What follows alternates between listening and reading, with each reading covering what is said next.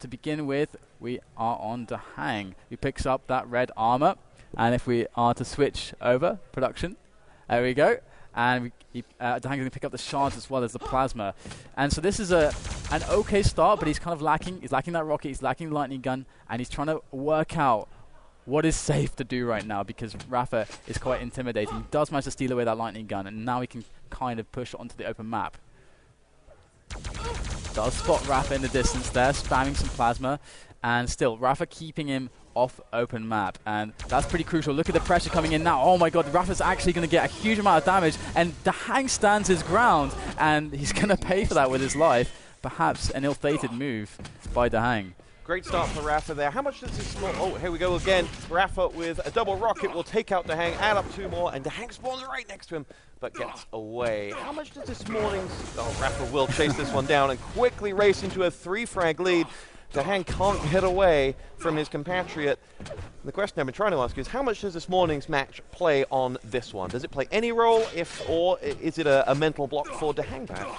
I don't think it plays much of a role, because in North America, the finals or most tournaments are dubbed Rapha, because it always has a Rapha and DaHanG finals. So these guys are so experienced playing each other that you usually see like next level reads that you won't usually see, just because they have done this so many times.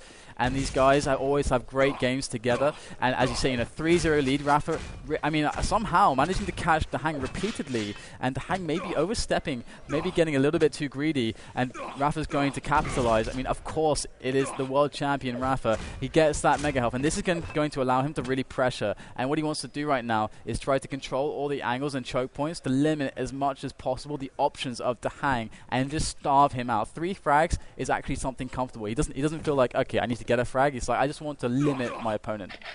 DaHanG has no timing on Mega, but he was able to pick up both yellows, and in doing so he's given himself some form of an angle should Rapha come and charge him down. But Rapha's now going to find him. Nice LG coming up from DaHanG, and just keeps Rapha at arm's length. DaHanG falls back and doesn't want to take this fight, or does he? No, he does. He's going to go for it. He's done a lot of damage to Rapha. Rapha is, though, so well stacked going into that when he comes out and takes the win again. And Rapha just extending that lead, and Lost World is not a map which you want to, in 2.5 minutes, give away 4 frags, and DaHanG coming out again. Whoa, he's going to just jump. But I have no idea why he did that. That was crazy. He lost a lot of health and armor doing that move. And Rapha, I mean, had he not done that move, Rapha perhaps would be losing that fight, and instead Rapha gets another kill. So a few errors in the start of this series from DaHanG, and Rapha is just picking him apart because of that. I think DaHanG think he did a lot more damage than he actually did in that 3-0 exchange, and that's why he was so aggressive. Because there's no other justification for why he went for it. Totally agree. And Rapha right now is just... He's laughing. He's not having to do anything special at all. DaHanG is just throwing himself at Rapha right now. Rapha can just continue to cycle and just play a standard game. DaHanG is not really forcing him into any difficult decisions. It can just be... You can just put the routine in and be comfortable. Yeah, 7-0 at 3.5 minutes played is, a huge mountain for DaHanG to climb. And Rapha with both Mega and Red well timed. Yellow is DaHanG's, but that is scant consolation for a man 7 frags down.